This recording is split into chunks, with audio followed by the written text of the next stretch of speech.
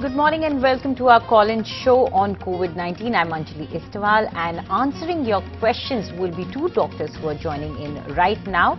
We have with us Dr. D.C. Sharma. He's an endocrinologist from Srajan Hospital in Udaipur, and also joining us is Dr. Suhas Hardas. He's an interventional cardiologist from Hardas Heart Care in Pune. Thank you, doctors, for joining in, and we'll try to get our callers as soon as possible. We have our first caller joining in right now from Pune. Dr. Sheetal Ghodke is with us. Yes, Dr. Ghodke, please go ahead and ask your question. Yeah. Very good morning. Good morning. My name is Dr. Sheetal Ghodke and I am a family physician from Pune. And my question is for Dr. Suhas Hardas. Right. Yeah, I just want to know what are the drugs found to be effective in treating COVID-19 infections currently? Right. Dr. Hardas? Yes, that's a good question, Dr. Sheetal, and good morning to all of you. Basically, I would start by saying that not a single drug has been found absolutely 100% effective, but there have been trials. This virus is new to us. We are still learning a lot about the virus. We are learning a lot about how to develop the vaccine, how to develop the immunity. What are the consequences? Is the immunity going to be long term? But during this period, if we have had sick patients presenting with corona infection, then there have been trials with hydroxychloroquine, there have been trials with azithromycin. People have tried drugs from the Zumab family. Then there is a drug called remdesivir, which has been tried in certain trials. There has been a French trial, there have been trials in the US. For more sicker patients, there are more options like giving high-dose steroids. In a situation where the patient is on ventilator and hypotensive, multi-organ failure, desperate situations like plasmapheresis has also helped. But the bottom line is that there is no single drug which has found to be very, very effective, and we are still probing. And we are still kind of in the haze as to which remedy or which drug will work the best. All right, and we are hoping and praying that a suitable treatment is found as soon as possible. Let's go across to our next caller. We have Suryaveer from Amreli in Gujarat. Suryaveer, please go ahead and ask your question. Good morning, madam. Good morning. My question is that I am an engineer and working in this Ultratech cement. Right. My problem is that we are working in an office building, and there are so many offices in that building. Cabins are also there, and we are using centralized AC system. Right. Right. If one of our colleagues is suffered by this COVID, then through this centralized AC, other person can affect or not? That is my question. Right, Dr. Sharma. Yeah, good morning. It's a very interesting question, very relevant question as of now. What has been observed is the closed environment in air conditioning, closed air conditioning might spread the virus. So it would be advisable not to use the air conditioning right now, and to keep the windows open, to keep the surroundings more open would be a safer thing to be observed. Absolutely. So a well-ventilated room is what all the doctors have been suggesting. So this is very important. But what about home air conditioners, doctor? Home air conditioners can be used as long as there is nobody infected in the home or no suspicion, nobody is sick. We can safely use the home air conditioners. There should not be any problem in using home air conditioning or the window coolers and likewise. Absolutely. So very important there. If you're working in an office which has central air conditioning, then maybe it's time to suggest your office administration to not use that and open up those windows, crack open those windows. We'll be bringing you more questions from Dharwad now. Krishna has joined us online. Yes, Krishna, please go ahead and ask your question. I am calling from Dharwad, Karnataka.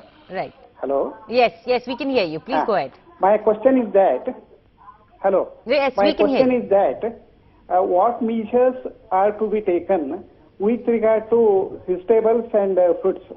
Whether they can be used instantly or kept for some time?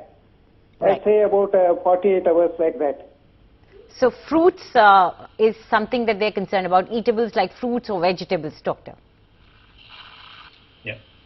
In fact, fruits and vegetables can be very well used.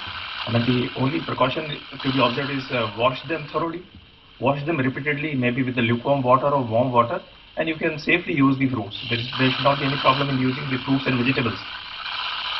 So you can safely use. Right. What about, Dr. Hardas, what about certain people advising, and a lot of WhatsApp forwards coming about washing the fruits and vegetables with soapy water or disinfectants? How safe or how bad for the health, or how safe is it?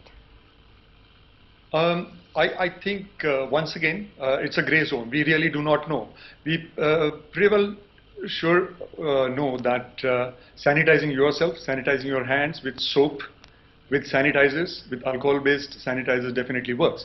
But whether the food articles, especially the fruits, can be washed to the extent of getting rid of entire corona that may be sitting on these fruits is very difficult to say. Right. But nonetheless, there is a clear evidence that whatever comes inside your house and whatever is kind of imported from outside, you have to make sure that it is exchanging hands least possible, and you sanitize them, whether you sanitize them with alcohol first and then wash them clearly and then use them, or you wash them directly with soap and water, is probably anybody's guess at this stage. But however, I would suggest some of the practices that have been ongoing, that have been suggested, and I have been reading on various social media, that people probably take these deliveries, bring home some fruits and make sure that they are washed thoroughly well, as Dr. Sharma said, with lukewarm water and soapy water, and then use these fruits. Right.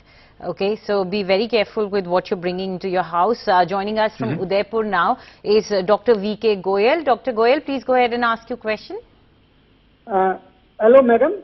Hello, sir. Let me ask how far thermal screening is reliable, because what we see that 80% patients are asymptomatic, and out of 20%, only 50% have fever.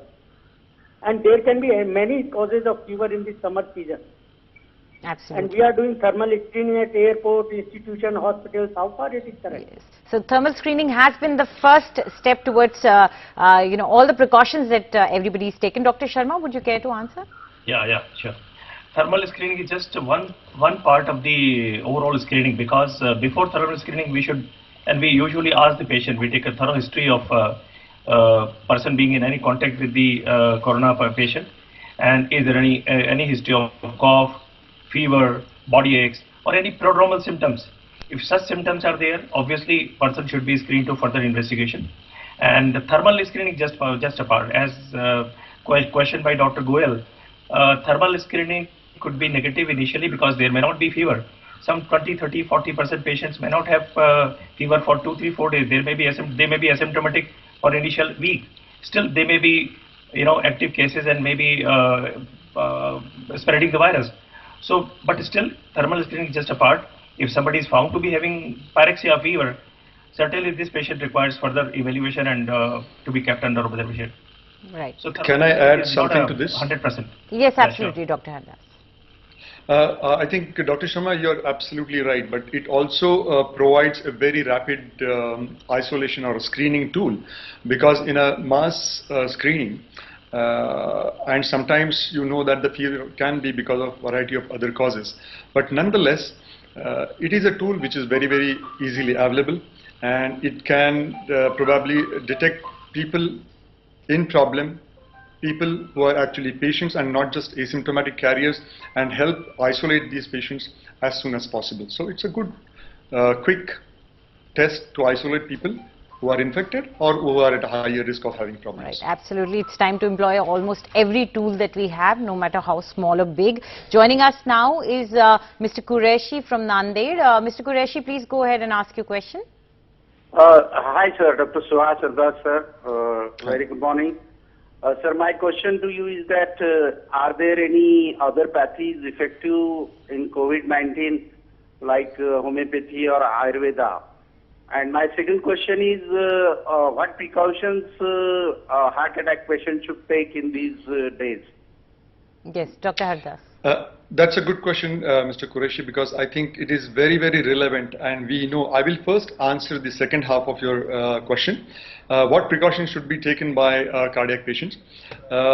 If you look at the data, if you analyze the data, you will see that 3/4 of the patients who had severe disease or who had problems or who had mortality had some kind of an underlying comorbidity, which could be in the form of either heart failure, previous history of heart problems, history of having had a bypass surgery, people who are elderly, people who have had diabetes, hypertension, respiratory tract diseases, chronic obstructive airway disease. So the common denominator is that they have had some kind of a comorbidity or a problem. So these are the individuals who should be taking extra precaution, I would say, in preventing themselves from getting infested with corona. The first question was what pathies besides allopathy will work. I think a lot of discussion went on about the use of camphor in these patients. I think various experts have expressed their opinion. These experts have been from those pathies or have not been from these pathies, but nonetheless, a lot of rounds have already circulated on WhatsApp and other social media about the use of other pathies. I am not the expert to comment about these pathies, but I think at this stage, anything which has an evidence, anything which has got some basis, some proof, and is seen to help should be tried. Whether it is homeopathy or Ayurveda or allopathy, it really doesn't matter. The basic idea is to contain the virus by whatever means we can. Right. We're going to take a very short break now. When we come back, we take some more callers on air and answer their questions. Short break now.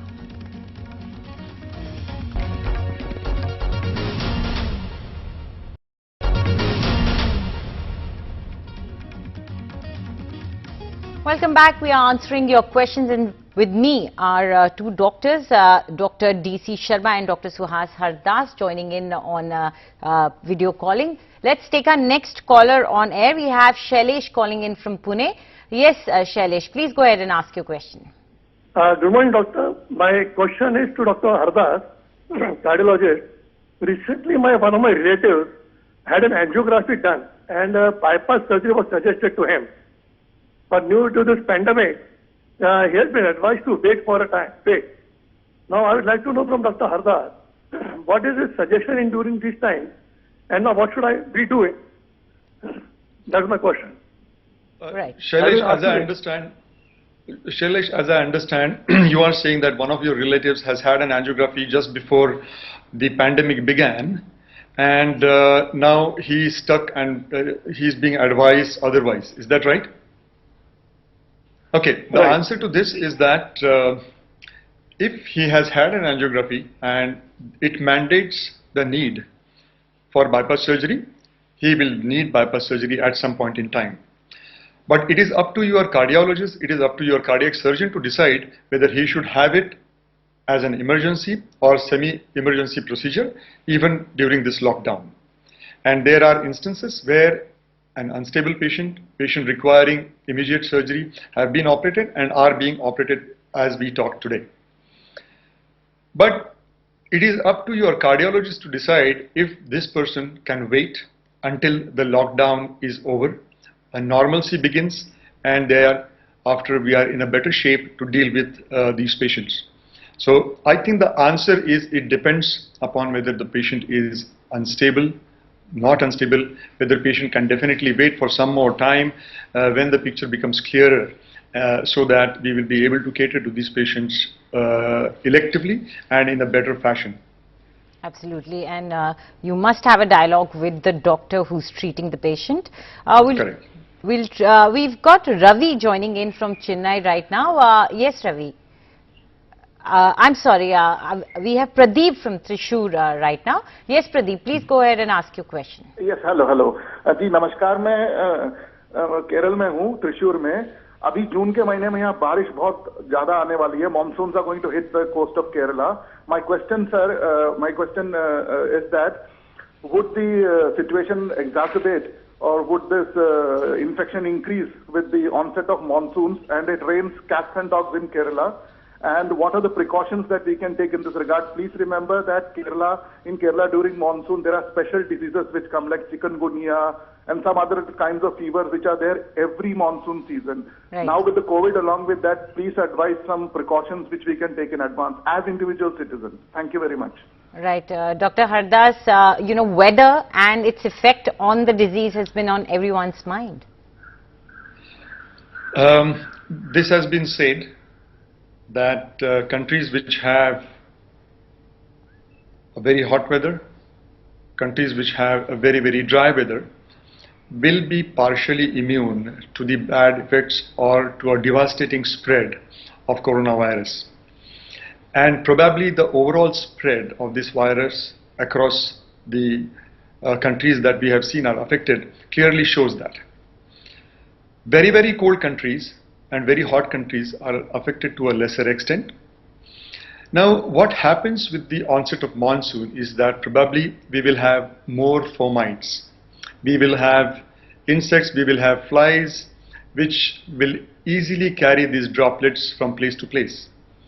And we will have to be extra cautious in taking care of ourselves to make sure that we don't come in contact with these fomites. Fomites are the things that we normally come in contact with on day-to-day basis.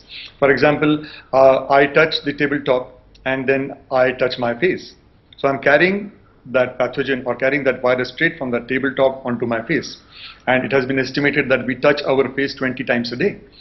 And 19 times out of 20 per hour, we touch our face 20 times an hour. If we can cut down these 19 times in 1 hour and touch our face only when it is absolutely mandatory, we are probably looking at some measures to contain this virus. Right. So we will have to be very cautious. There is a strong possibility that during humid weather, during rainy season, right, when the water will start flowing, when the mosquitoes will breed, when the flies will breed and flies will increase, right, the spread of virus is likely to be high. Right. We'll have to be extra cautious. Right. Dr. Sharma, do you believe there are any particular precautions that we need to take thinking about the monsoons? Yeah, as highlighted by Dr. Suhas, we need to be more cautious. The same principles of prevention like more aggressive following the social distancing, observing the hand hygiene, and also covering the face mask, avoiding going to the crowded places, avoiding meetings would be very important, especially in the rainy and monsoon season. Absolutely. Thank you, doctors, for joining in and answering all these questions that our viewers called in with. And we hope that all our viewers will be extremely careful, not just in the monsoon season, but now this should be something that should become our lifestyle. Be careful, be safe, stay safe. Thank you, all of you. Thank you. Thanks very much.